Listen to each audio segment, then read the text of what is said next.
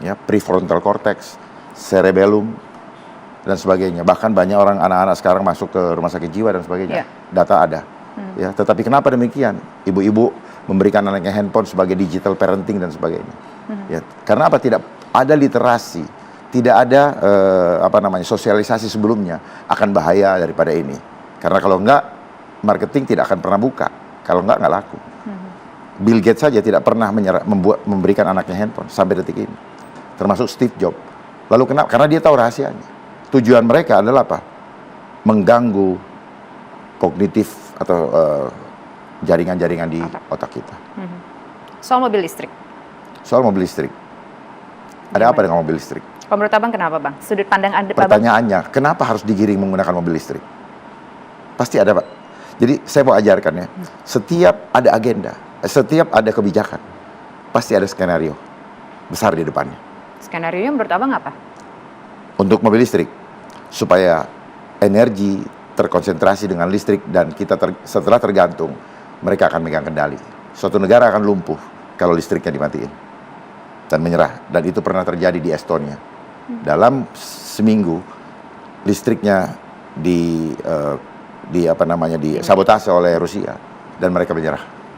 Bayangkan kalau Mbak ditinggal di apartemen, listriknya saya matikan, apa yang terjadi?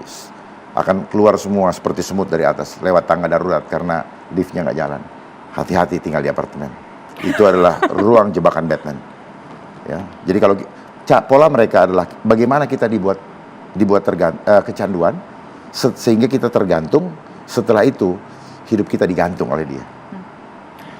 Ini agak bikin takut ya Bang ya, dengernya Bang ya. Abang bilang jangan mendebarkan ketakutan, tapi Abang yang sampaikan agak rada-rada bikin takut. Orang yang tinggal di apartemen jadi nanti takut tinggal di apartemen. Sementara kalau beli rumah di Jakarta, harga rumah di Jakarta udah nggak masuk akal. Ya itu kan semua didesain semua seperti itu. Itu didesain semua seperti itu.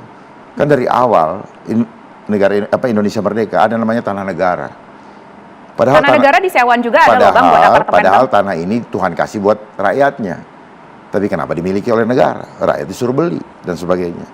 Ya, jadi kita harus cerdas melihatnya. Ada sistem yang harus kita perbaiki. Jangan mengikuti sistem yang sudah ada. Kita perhatikan, sistem pendidikan dari mana? Bukan dari negara kita. Sistem ekonomi dari mana? Dari Adam Smith. Sistem hukum dari mana? Dari Eropa kontinental. Sistem politik dari mana? Ya, dari Amerika. Sistem agama dari mana? Dari Timur Tengah. Lalu sistem kita apa? Mau kita diperbudak seperti itu. Jadi menurut Abang kita seperti apa? Kerbau yang dicuci hidungnya. Ya, makanya ada istilah apa? Suatu keniscayaan, bahasa itu. Mereka juga yang bikin. Jadi kalau menurut Abang sistem yang bagus buat Indonesia seperti apa? Kalau sistem agama dari Timur Tengah, sistem pendidikan mungkin dari negara asing, Amerika ataupun juga mungkin dari Eropa. Sistem ikuti yang saja yang sudah disiapkan oleh founding father kita. Sudah Pancasila dan Undang-Undang Dasar 45 kita laksanakan dengan baik. Jangan mengikuti sistem kapitalis seperti yang selama ini. Sehingga itu membangun belief system, manusia sulit mempercayai Tuhan karena apa? Selalu diukur dengan data. Ya. Contoh. Gimana Bang Abang bilang manusia sulit percaya dengan Tuhan? Ya, di Indonesia banyak orang yang beragama loh Bang. Beragama belum tentu mengenal Tuhan. Gitu. Ya. Saya tidak mau masuk terlalu jauh ke sana, tapi yang pasti belief system kita menjadi percaya dengan angka. Padahal hubungan dengan Tuhan itu bukan dengan angka. Mbak lahir ke dunia, hitungan matematika, tidak kan? Ovum dengan sperma ketemu, jadi seperti ini. Lalu begitu sudah besar seperti ini, tidak mengenal dari mana dia datang. Harus Mbak mengenal. Oke. Ya. Oke Bang, pemikiran Abang luar biasa sekali begitu Bang ya. Saya jadi pengen tahu nih Abang, kayaknya tipe kalau orangnya adalah orang yang sangat optimistis sekali. Abang yakin menang Bang? Ya. Yakin menang. Yakin lolos verifikasi, yakin menang nggak? Saya hanya menjalani apa yang menjadi rencana Tuhan, tanpa saya kepo hasilnya apa. Jadilah seperti Musa. Musa tidak pernah tahu ujungnya seperti apa. Di depan ada hambatan seperti apa. Biarlah Tuhan yang membuka jalannya semua. Karena apa yang saya lakukan, bukan untuk saya, tetapi buat Ibu dan rakyat Jakarta. It's not about me. Bagaimana meyakinkan rakyat Jakarta kalau seandainya nanti verifikasi lolos dari bakal calon menjadi calon?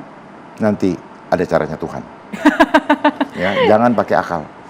Tapi sekarang udah kepikiran dong. Ya, kepikiran. Apakah akan bukan menjual maksud saya, apakah nanti akan terus menggeberkan soal yang tadi disampaikan WHO Pandemic Treaty tadi? Enggak, ya, saya mau kasih tahu.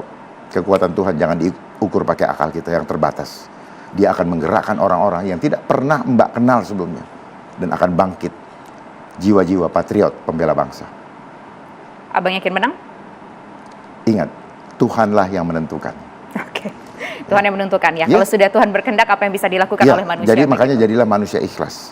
Jangan pernah kecewa. Ketika dia ketentukan seperti ini, terima. Banyak kita selalu bicara tentang Tuhan, tetapi ketika ada sesuatu yang kita inginkan tidak tercapai, kita tidak ikhlas. Berarti kita egois. Paham ya, Mbak? Bang, begini Bang. Abang ini kan tampaknya sudut pandangnya cukup luar biasa, out of the box ya kita menyebutnya. Ketika dulu masih aktif menjabat di Polri, gimana sih dinamikanya di Polri dengan sudut pandang Abang yang out of the box ini? Mungkin bisa cerita nggak sih? Ya memang saya, dan akhirnya saya diparkir. Oh diparkir? Ya, diparkir. Gara-gara apa terakhir diparkir? Gara-gara itu masker. Penggunaan masker. Itu. Ketika itu saya wakil kepala Badan Cyber dan Sandi Negara, ya mungkin dianggap merugikan bisnis masker tadi kan. Padahal tujuan saya bukan itu, saya mau mengembalikan bahwa kita ini ciptaan Tuhan, percayalah sama Tuhan. Jangan percaya kepada hasil dari manusia. Karena manusia yang menyuruh kita percaya itu, dia sendiri tidak bisa menolong dirinya. Dan bukti sudah ada. Banyak orang-orang yang menyuruh sekarang sudah pergi mendahului kita. Oke. Ya, jadi kembalilah percaya sama Tuhan. Dia berdaulat. Dia yang menghadirkan kita di sini, dan percayalah hanya Dia yang akan memanggil pulang kita, bukan siapa-siapa. Tetapi konsep sains membuat kita punya mindset intelligent itu terrekayasa, terengineering oleh apa? Oleh data empirik. Semua dihitung dengan angka. Contoh, oh ini ada polusi, emisinya naik segini. Ngukurnya pakai apa? Ngukurnya pakai mesin yang mereka buat juga, yang akan mempunyai agenda mobil listrik tadi. Bang, jadi Abang tuh nggak percaya sama teknologi atau gimana sih Bang? Bukan saya tidak percaya sama teknologi. Jangan teknologi mengatur hidup kita. Teknologi harus kita atur. Paham ya? Teknologi jangan mengendalikan hidup kita. Betul Bu ya? Jangan dia makan balik. Yang ada, dia akan makan balik. Ini yang saya waspadai. Oke. Tetap percaya sama teknologi, tapi harus tahu. Percaya sama Tuhan. Oke, percaya sama Tuhan, tapi kan kita juga hidup menggunakan teknologi, tapi Bang. Jangan ada kata percaya, Mbak. Itu hanya kita gunakan untuk kepada Tuhan. Kasian loh, Bang, ilmuwan-ilmuwan Indonesia, Bang, yang mungkin udah punya. Jangan gunakan kata percaya. Oke, nggak gunain kata kita percaya. Kita gunakan teknologi, gitu kan? Boleh, tapi ada batasnya. Jangan dia mengambil alih kendali Tuhan untuk mengatur hidup kita. Oke, baik. Nanti saya ingin tahu. Setuju nggak? Oke, nanti setuju atau enggaknya pas iklan aja saya jawab Bang ya. Nanti kita akan ingin tahu nih sudut pandang dari Bang Dharma soal gubernur-gubernur yang sudah pernah menjabat memimpin DKI Jakarta selama beberapa periode tertentu, tapi nanti sesaat lagi. Kami kembali, usai jeda.